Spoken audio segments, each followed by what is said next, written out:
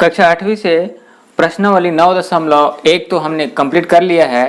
अब हम प्रश्नावली 9.2 देखेंगे, जिसमें हम चर्चा करेंगे सर्वसामिकाओं का उपयोग कर गुणन खंडन करना। तो सबसे पहले हम यहाँ पे समझेंगे गुणन खंडन का मतलब क्या होता है। गुणन खंडन का मतलब क्या होगा, फैक्टराइजेशन, अर्थात एक छोटा सा संख्या लेते हैं 9, तो यह 9 कौन कौन सी संख्या से मिलकर बना है उनके खंडों में तोड़ना है, अर्थात यह 3 गुणित 3 से मिलकर बना हुआ है। इससे और छोटा हम इसको फैक्टराइजेशन अर्थात गुणनखंडन नहीं कर सकते हैं। तीसरी रूप में हम अध्याय 9 में पढ़े हैं सर्वसमीकाएं, तो उन सर्वसमीकाओं का उपयोग करके हमें गुणनखंडन करना होगा। जैसे हमारे पास फार्मूला दिया था सर्वसमीका, पहला सर्वसमीका पहला दिया था ए धन बी और पूरे का घात 2, तब हम लिखते थे ए का घात 2 धन 2 ए बी धन बी का घात 2। ठीक है, तो इसका मतलब क्या होता था, इसका मतलब होता था हमें गुणन खंडन करना है, ए धन बी गुणा ए धन बी, इसका 2 बार गुणा करना है सेम टू सेम। तो वही चीज यहाँ पे है, और इससे मिलकर बना हुआ है 9 और इससे मिलकर बना हुआ है इतना राइट हैंड साइड।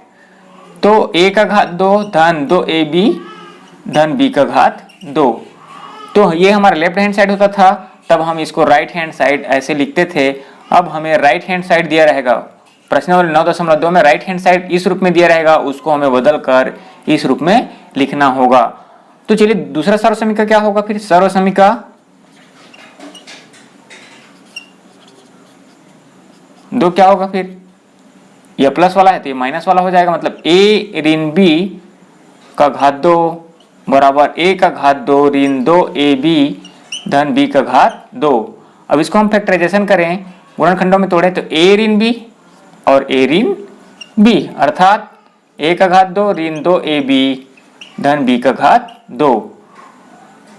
तो यहाँ भी हम लेफ्ट से राइट जाते थे, अब हम राइट से लेफ्ट जाएंगे। गुणनखंडन इस रूप में हमें बनाना होगा।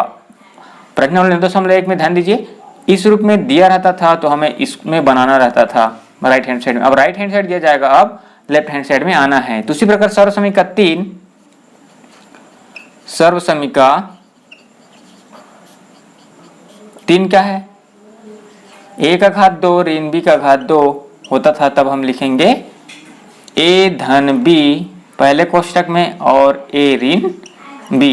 तो देखिए फैक्टराइजेशन हो चुका है, तो अभी हम राइट से लेफ्ट से राइट जाएंगे इसमें, तो इसी रूप में हमें निकालना है, इसको कहते हैं गुणनखंडन। ठीक है, चलिए हम एक क्वेश्चन देखते हैं ताकि उससे आपको समझ में आ जाए, और डायरेक्ट हम प्रश्नावली से देखेंगे, कोई एग्जाम्पल से नहीं देखेंगे। चलिए शुरू करते हैं प्रश्नावली 9.1 के बाद 9.2। इस फार्मूले में थोड़ा चर्चा करते हैं। देखिए सर्वसमीका 1 जब हमें इस रूप में सवाल दिया रहेगा, अर्थात यहाँ पे हमें ध्यान देना होगा कि जो पहला पद, ये दूसरा पद और ये तीसरा पद है, तो पहला और तीसरा पद में देखिए किसी भी संख्या का आपका वर्ग बनाना है, पहला और तीसरा पद में किसी भी संख्या का वर्ग बनाना है, और वह सर्वसमीका 1 से कब बनेगा, तो सारे पद में धन चिन्ह होंगे, तब सर्वसमीका इसी से बनेगा।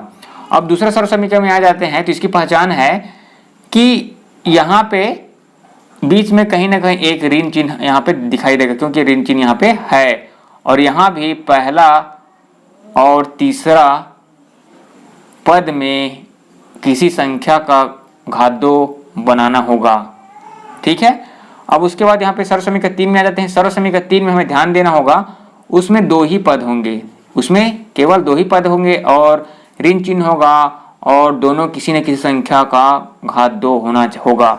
ठीक है, तो चलिए क्वेश्चन करते हैं, तो ज्यादा समझ में आ जाएगा आपको।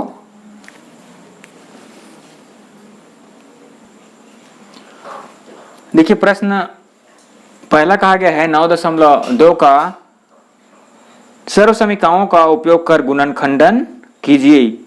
यहाँ पे वैसे भी तो कक्षा 8वीं में सारे प्रश्न 1 सर्वसमीका 1 से ही बनेगा, क्योंकि इसमें सभी में धन चिन्ह दिखाई दे रहा है, और सर्वसमीका 2 से प्रश्न क्रमांक 2 बनेंगे। तो यहाँ पे आपको सर्वसमीका 2 दिया रहे या 1 दिया रहे, आपको उसकी पहचान मैंने बता दिया है कि यहाँ पे सभी में धन चिन्ह दिखाई दे रहा है और 3 पद दिखाई दे रहा है, तो हमेशा सर्वसमीका 1 ही होगा। और 3 पद दिखाई दे रहा है और कहीं ना कहीं ऋण चिन्ह दिखाई दे रहा है, तो सर्वसमीका 2 होंगी। और तीसरा सर्वसमीका की पहचान ये बताए थे कि वह सर्वसमीका 3 के लिए केवल 2 ही पद होंगे, केवल 2 ही पद होंगे। तो ये सर्वसमीका 1 है। तो चलिए इसको कैसे बनाएंगे। तो यहाँ पे हमें हल लिखना होगा। यहाँ पे देखिए मैंने पहले बताया कि प्रथम और तृतीय पद किसी न किसी संख्या का घात 2 बनाना है। तो यहाँ पे देखिए चर का घात 2 दिख रहा है, यहाँ पे चर का घात 2 दिख रहा है, लेकिन इसके जो गुणांक है वह भी किसी न किसी संख्या का घात 2 होगा। तो इसको हमें वैसे बनाना होगा। तो चलिए यहाँ पे देखेंगे, इसको मैं क्या कर सकता हूँ, 2 का घात 2, x घात 2 धन, इसको आपको सेम टू सेम रखना है, कुछ नहीं करना है, 20xy धन, इसको 5 का घात 2 बना सकते हैं और y का घात 2 बना सकते हैं। अब इसको हम एक साथ कैसे लिख सकते हैं घात में, इसको मैं 2x पूरे का घात 2 लिख सकता हूँ धन 20xy धन 5y पूरे का घात 2 लिख सकता हूँ। ठीक है। अब यहाँ पे देखिए सर्वसमीका 1 से तुलना कर दीजिए। आपको ध्यान देना, बीच में ध्यान नहीं देना है, प्रथम और तृतीय पद को देखना है। तो यहाँ पे देखिए प्रथम पद भी घात 2 हो गया और तृतीय पद भी घात 2 हो गया, तो ये a हो गया और ये b। तो तुलना कर देते हैं। सर्वसमीका 1 से क्या है, a का घात 2 धन 2ab धन b का घात 2। तब हम करते हैं a धन b और दूसरे कोष्टक में भी लिखते हैं हम a धन b। तो चलिए a तुलना करेंगे तो a बराबर हमें मिल गया 2x और b बराबर हमें मिल जाएगा 5y। राइट हैंड साइड में रख देते हैं, राइट हैंड साइड में रखेंगे तो यहाँ पे a का मतलब क्या हो जाएगा 2x धन b का मतलब क्या होगा 5y पहले कोष्टक में और दूसरे कोष्टक में भी 2x धन 5y। ठीक है ना, डायरेक्ट हमारा आंसर हो गया। इतना शॉर्ट बना सकते हैं आप, इजीली आपको मिल जाएगा, छोटे क्लास के बच्चे हैं आप। तो चलिए हम देखते हैं प्रश्न दूसरा। यहाँ भी देखिए, यहाँ पे प्रथम और तृतीय पद को देखिए, a का घात 2 b का घात 2, लेकिन इसके गुणांक जो दिया हुआ है उसको भी आपको घात 2 बनाना होगा। तो यहाँ पे हल लिखेंगे, उसके बाद यहाँ पे चलिए इसको हम बनाते हैं। पहले तो मैं इसको 5 का घात 2 बना सकता हूँ, 5 पंचे 25, a का घात 2 और गुना 5 का घात 2 धन, इसको कुछ नहीं करना है 70ab धन, यहाँ पे 7 49 मतलब 7 का घात 2 और गुना b का घात 2। अब यहाँ पे देखिए इसको हम कैसे लिख सकते हैं, 5a पूरे का घात 2 धन, इसको 70ab धन 7b का घात 2 बना सकते हैं। देखिए हमने प्रथम और तृतीय पद को घात 2 वाला बना लिया है। तो तुलना कर दीजिए सर्वसमीका 1 से। क्या है सर्वसमीका 1, अब उल्टे से लिखना है ना आपको, तो क्या हो जाएगा a का घात 2 धन 2ab धन b का घात 2 होता है। तब हम लिखते हैं पहले कोष्टक में a धन b और दूसरे कोष्टक में a धन b लिखते हैं। तुलना कर देंगे तो क्या हो जाएगा, चलिए मान रख देते हैं यहाँ पे हम मान रखेंगे तो क्या होगा, हमें ये वाला पद मिल जाएगा। मतलब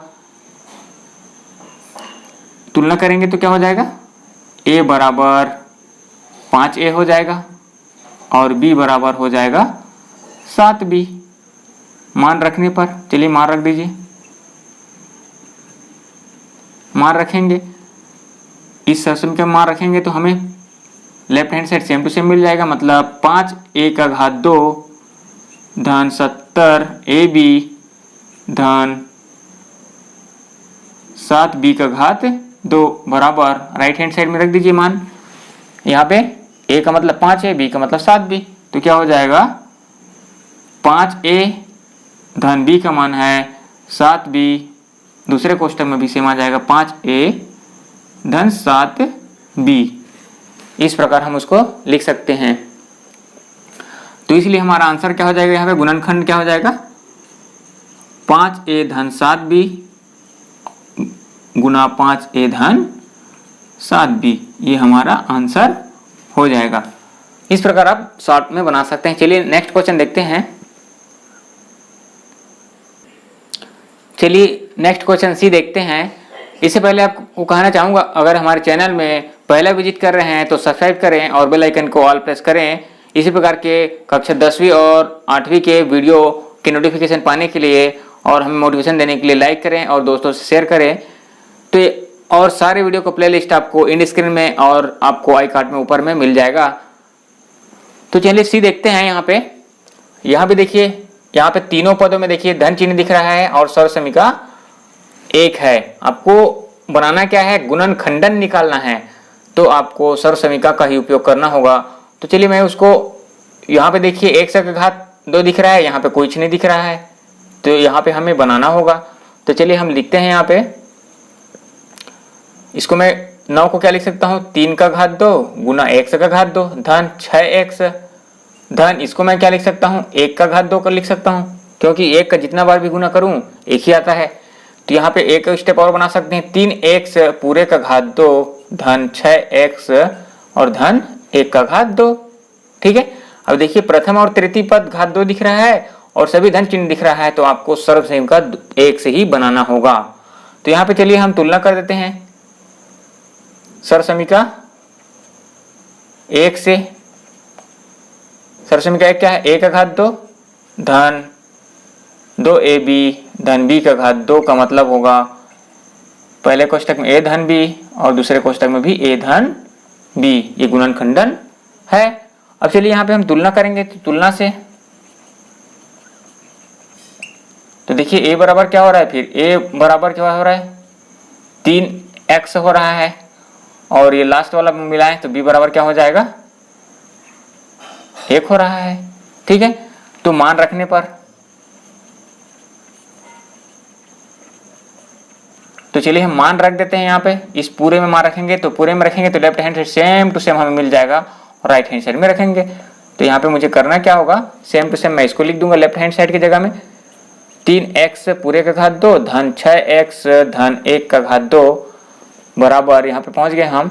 अब a का मतलब हमारे पास 3, b का मतलब 1, तो यहाँ पे हम लिखेंगे 3x धन b का मान है हमारे पास 1 और दूसरे कोष्टक में भी 3x धन 1 है ना, तो इसलिए हम लिखेंगे कि 3x धन 1 गुना 3x धन 1, ये हमारा गुणनखंडन हो जाएगा।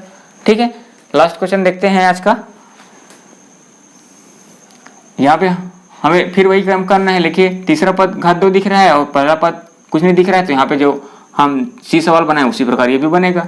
अर्थात हम क्या कह सकते हैं, 1 का घात 2 धन 18a धन, यहाँ पे हम लिख सकते हैं 9 नियम 81 होता है, तो 9 का घात 2 गुना 1 का घात 2।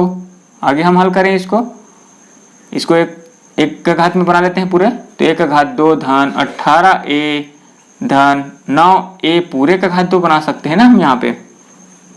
तो देखिए सभी में धन चिन्ह दिख रहा है और प्रथम और तृतीय पद घात 2 दिख रहा है, तो सर्वसमिका पहला से बनेगा, इसलिए सर्वसमिका पहला से क्या है, सर्वसमिका पहला 1 का घात 2 धन 2ab धन b का घात 2 बराबर, आपको लिख देना है a धन b, दूसरे कोष्टक में भी a धन b होगा। तो चलिए यहाँ पे तुलना करेंगे, तुलना से जहां a बराबर क्या हो जाएगा, तुलना करिए, a बराबर 1 हो जाएगा और b बराबर क्या हो जाएगा, 9a हो जाएगा। तो इस सर्वसमिका में रख देते हैं यहाँ पे हम, तो सर्वसमिका 1 में रखेंगे तो सेम टू सेम ये वाला पद आ जाएगा हमारा, अर्थात 1 का घात 2 धन 18a धन 9a पूरे का घात 2। अब राइट हैंड साइड में हमें यहाँ पे रखना है a बराबर 1 b बराबर 9a, तो 1 धन 9a दूसरे कोष्टक में 1 धन 9a। ठीक है, तो ये हमारा क्या हो जाएगा, गुणनखंडन हो जाएगा, इसलिए 1 धन 9a दूसरे कोष्टक में भी 1 धन 9a, ये गुणनखंडन हो गया है। इसी प्रकार को आपको गुणनखंडन करना है। तो चलिए नेक्स्ट वीडियो मिलेंगे, नेक्स्ट क्वेश्चन। हमें बिल्कुल कमेंट करिए कि हमारा जो बनाने का तरीका है, बताने का तरीका कैसा लग रहा है। मिलते हैं नए वीडियो में। जय हिंद।